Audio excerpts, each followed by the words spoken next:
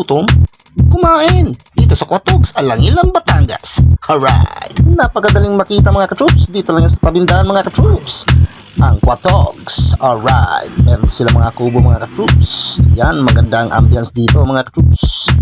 Alright, dahil sa gutom mga katroops, mamimili na kami ni Mrs. kung ano ang gusto namin.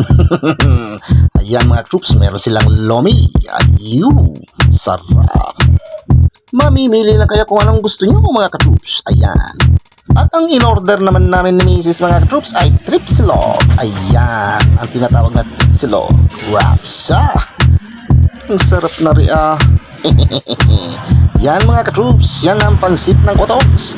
Itikman na rin natin. Mga troops, chicken. Chicken daw.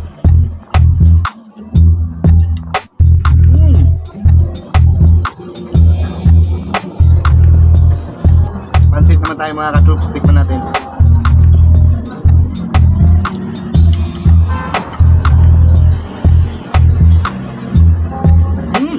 Sarap ha?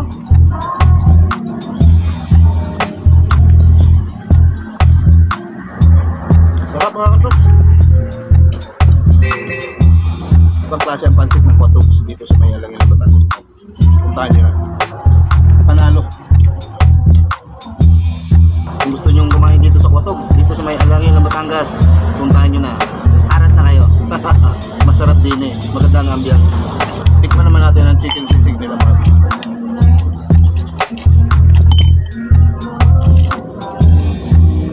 Sarap. Sarap talaga dito sa Quatog mga ka-troops, kaya punta na kayo. Sa ulitin, pabalik po kami. Thank you, bye-bye. Yan mga ka-troops, hanggang sa muli mga ka-troops, pinusog kami ng Quatogs. Alright.